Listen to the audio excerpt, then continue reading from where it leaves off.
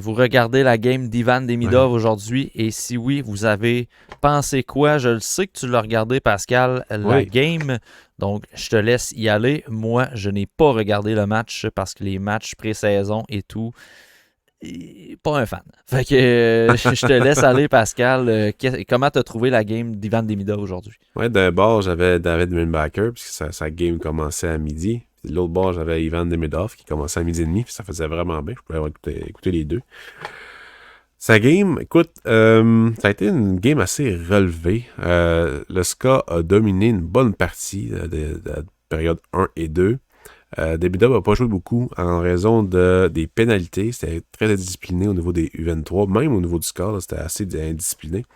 Mais fait que, dans le fond, le piqué était vraiment souvent sur la glace en première période. Fait que ça a vraiment joué sur le temps de glace de Demidov. Puis c'était problématique parce que c'est le meilleur joueur de l'équipe et de loin.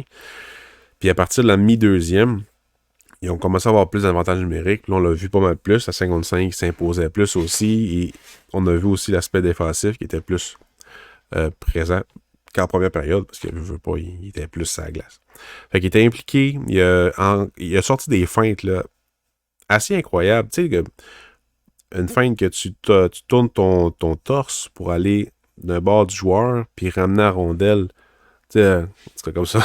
Comme une spoon, mais avec la rondelle qui est pas sur ta palette, qui passe entre les deux patins du joueur. Sauf que il a fait une feinte de cette feinte-là vraiment rapidement, puis la rondelle est juste restée sur sa palette.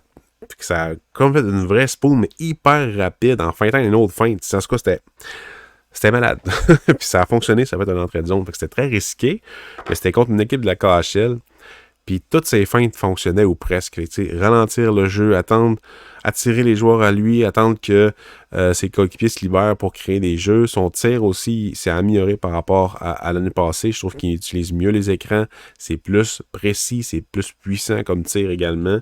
Vend mieux la mèche. J'ai vraiment l'impression qu'il a travaillé beaucoup là-dessus parce que justement, il était blessé au genou, il était blessé au bas du corps. Fait que tu peux travailler plus tes tirs en général. Là, si tu peux pas faire des torsions et tout, c'est un peu de talent, là, mais tu peux quand même travailler sur ta force à ce niveau-là, faire shotter dans la porte du garage chez vous. Fait que j'ai beaucoup aimé ce que j'ai vu, mais ça demeure des parties d'exhibition. U23 versus la KHL. Je pense que son équipe se donnait, mais le contexte, et c'est pas une compétition. T'sais, son équipe a gagné le tournoi Pushkov, je pense que ça s'appelle, qui est là depuis l'année passée. Mais tu sais, c'est pas... c'est un match pré-saison. Il faut pas en revenir avec ça, mais il a été le meilleur joueur de son équipe. Probablement des deux équipes là, avec Kuznetsov. Lui, là, c'était Evgeny, là.